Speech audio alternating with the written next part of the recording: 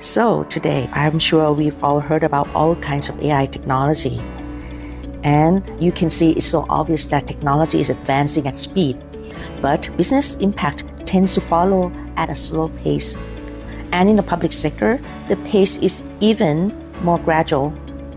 Yet, when transformation happens, its impact is the most far-reaching. And today, I'm not here to talk about the next wave of AI innovations. I'll focus on something we already know and how it is reshaping our nation. How do we make AI actually work within real national systems? And this is what this talk is all about in the next 20 minutes. An AI-powered tourism initiative was recognized. It has 4 architectural layers and a vision that could transform not just the tourism but the whole ecosystem. It inspired us to do something more meaningful and impactful. Rather than another chatbot, we recently decided to go for a unified intelligence layer, one that connects data, people, and services into a cohesive national architecture. And this actually fostered by flagship project which demands AI to be the in-app navigator. Now, it's not just the app, it's not just a widget, rather it's a national digital foundation for tourism. And that distinction leads to everything I share today. The traditional tourism platforms, we already know this, right? It provides information, it provides the destination. You ask a question, they return a list. It is helpful, but it's not intelligence. What we are building delivers intelligence. It understands your journey, your history, your preferences, your budget, and it guides you rather than waiting for you to search. The shift from left column to the right is not a feature upgrade. It is a fundamental, different design philosophy, and it requires a different infrastructure underneath. That infrastructure is called MCP. And before I explain MCP, I think most of you already know about it, but I need to show you actual use case, how the MCP solve the problems. And look at what a traveler's journey actually touches. You can see the destination, transport, accommodation, public services, local commerce, traveler behavior data. These data sets live in dozens of different systems, different databases, different organizations, different architectures. And here is the painful truth. Every time an AI team wants to connect to even one of these systems, they must build a custom integration, custom code, custom security review, custom maintenance, custom everything. And the result? Most AI tourism platforms are not truly AI powered. They are AI skinned, a conversational interface on top of a static database. And that's how it is. And that's the problem where MCP was designed to solve. Okay, let's focus on what is MCP. The Model Context Protocol is an open standard developed by Anthropic in 2024. Think of it as the HTTP of AI connectivity. Just as HTTP gave the internet a universal language for sharing information between systems, MCP gives AI a universal language for connecting to external data, tools, and workflows. Before MCP, you connect your AI to 4 data sources. You build 4 custom integrations. With MCP, each data source published a standardized server. Your AI connects through one protocol, one standard, many connections. And this is not a toy plug-in system. MCP includes an enterprise-grade authorization, delegated access, and traceable permissions. It is built for real production for organizations where security and accountability are non-negotiable. And this is why MCP is different from APIs and plugins. MCP is protocol-based, portable, and published once, reused everywhere. It's easy to maintain. But the most important difference is that traditional integrations make AI informative. MCP makes AI operational. That's the difference between a system that answers questions and a system that takes action. For tourism, where the goal is to move a traveler from discovery to booking to experience, that different is everything.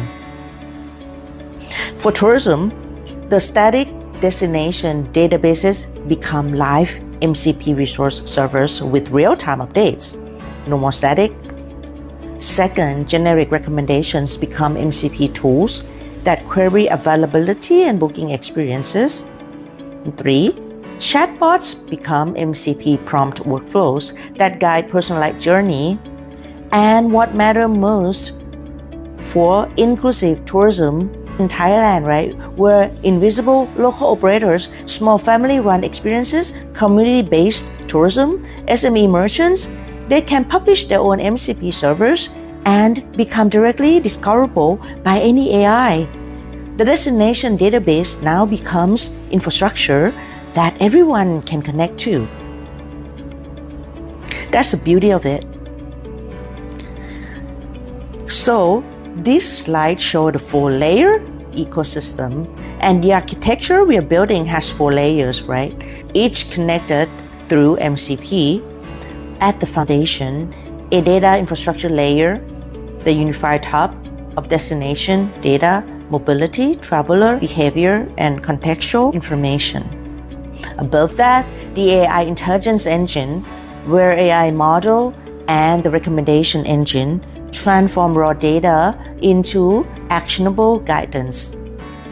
Then the digital services platform, booking, digital identity, public services, local commerce, and all callable through tools. And at the top, the experience layer, where travelers interact with an AI that has live access to all of this. MCP is a protocol that binds all 4 layers together. So the next 4 slides walk through each layer in detail. Let's start from layer 1, data infrastructure. The foundation is the unified tourism data hub. The 5 types of data, which are destination content, mobility, traveler behaviors, reviews and reputation, and contextual data like weather and events. MCP makes each of these data sets a resource server that is accessible through the same standard interface to any authorized AI application. For example, the AI we use here in our organization, a government planning tool, an SME booking agent, they all see the same data through the same protocol. At layer 2, which is AI intelligence engine, above the data sits the intelligence engine. This is where AI transforms data into decisions, personalized trip planning based on real travel history, predictive analytics for operators to plan supply, real-time guidance that adapts when conditions changed, and a recommendation engine that surfaces community tourism and local operators. This is what we're trying to reach, inclusivity. At layer 3, which is digital services platform, the services layer connects intelligence to the real economy, digital identity, booking, public services, local commerce, payment, and even loyalty, all exposed as MCP tools. And when AI recommends a cooking class, it can check availability and confirm the booking in the same conversation without the traveler leaving the app. This is the layer that turns AI from a recommendation engine into a transaction engine. And layer 4 is the experience layer. At the top is what travelers actually see and feel. A traveler asks the AI, plan my Bangkok trip for tomorrow. The system will check the weather, review their travel history, do some queries about the current events, and then confirms maybe a cooking class booking, and then delivers a full travel plan. This is what we mean when we say humanizing AI, not a system that answers queries, but a companion that understands your journey. So this is the use case of a real traveler. His name is Gojo. He is a Japanese solo traveler. He will spend 3 days in Bangkok and he has already visited twice before. He opens the AI and asks one question. What should I do in Bangkok tomorrow? You can see without MCP, what do you expect? The app would return a pre-ranked list of popular attractions, right? Which is helpful, but it's generic. With MCP, 5 things happen in a sequence. 1. The MCP prompt is triggered and Gojo's profile is pulled. An active, outgoing guy with true prior Bangkok visits, local food preference, solo budget traveler. Now we know who Gojo is, not just his name, but who he actually is. 2. Live data is queried. So there's a flood in floating market. So better go to the night market instead of floating market. So that's one information that's useful. 3. A full program is assembled, including an off-trail breakfast spot in a neighborhood that never appeared in any search results. 4. Gojo receives a plan that is uniquely his, not a template, not a ranked list. He's not searching for information. He is being guided by intelligence. That's the difference. Okay, so what's MCP can do for inclusive tourism? Today, tourism economy is deeply unequal. Major chains and aggregators capture the vast majority of value. Small operators are invisible without paid placement. Community tourism is buried under the algorithm. MCP changes this. When any SME can publish a lightweight MCP server, their inventory, their availability, their services, they become equally discoverable by any authorized AI, not because they paid for placement, because they are in the protocol. This is how AI becomes a tool for inclusive economic distribution, not just traveler convenience.